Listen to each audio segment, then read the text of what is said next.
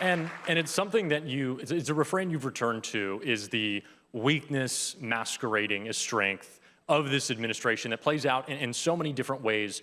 And we certainly see it from those right now beating the war drum in this administration with no regard for the Americans who have lost their lives, who will lose their lives, the billions of dollars we're going to spend every day, because Donald Trump and Republicans, and I want to say, considering we did just have a vote in the House today on the War Powers Act, some Democrats who feel comfortable enough to talk tough and act tough and not want to back it up themselves. I found, and maybe it's because I'm a younger guy, a lot of the connection of what you talked about with your kids and your family and the kind of future-looking view throughout this book. This is an administration that doesn't care about my generation, and they've stripped away so many of the promises of what America should be.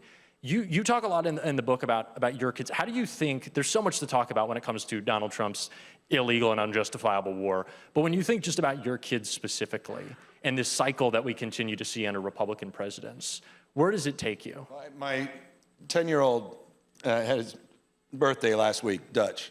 My youngest, I have a 10, 12, 14, 16-year-old, 2 boys and 2 girls. And, you know, Dutch has never seen, he doesn't know a world without Trump in it, even during those Biden years. You know, the escalator sort of marking his first moments, and as they are captured today. And just think about that, the behavior he's modeling, he's seen on TV, what he believes it is to be president of the United States. There's a whole generation of young people that have been shape-shifted by this, and I'll say it, you know, respectfully, this invasive species, Donald Trump, because he is. I mean, he's taken over the Republican Party. They're completely supine. He's taken over Congress. I mean, Speaker Johnson, there's no co-equal branch of government. There was a heartbeat, let's not overstate it, out of the Supreme Court with 1 or 2 decisions, and it actually, you know, Trump was confronted for the first time with the Constitution. And we're getting that check soon from you, right? And we're going to get that. We're going to get that reimbursement check of $1,701, which you all are owed as it relates to the illegal tariffs. But look, the one thing all this has in common, I think the whole Trump story is really a corruption story at the core. I mean, even on the tariffs, I mean, let's not forget what the tariffs are about. One of the things that was so self-evident when he was in there on that Friday press conference, and even by Trump standards, it was a low moment as he was condemning and attacking personally the Supreme Court justices. And that decision, it's his personal portfolio.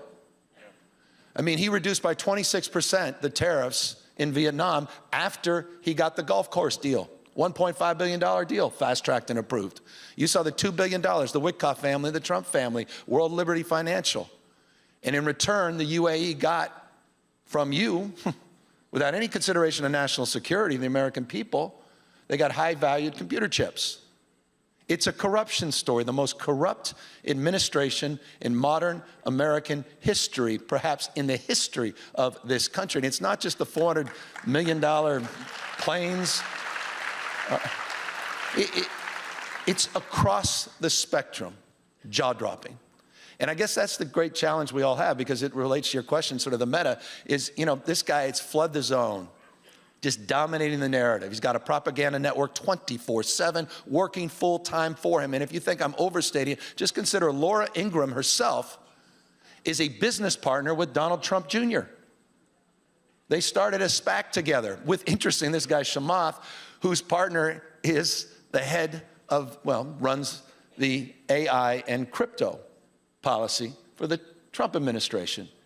It's a corruption story aided and abetted by the propaganda network at Fox and Sinclair and One American News and Newsmax. So we are up against something profound, consequential. And I think for us, particularly on behalf of our kids and grandkids, in the spirit of your question in this book, it's why I'm here in many respects, that we cannot lose our focus. We cannot lose our momentum. Donald Trump is in retreat. Today is a perfect example of that, with first firing of a high-profile cabinet member. He's in retreat places like Minnesota, because the steel spine of citizens that stood up, real patriots in this country, pushed back against all that. And you're seeing it globally, and it's, again, you're exactly right. That's why Trump is acting out as he always does. Weakness masquerading as strength. That's Donald Trump.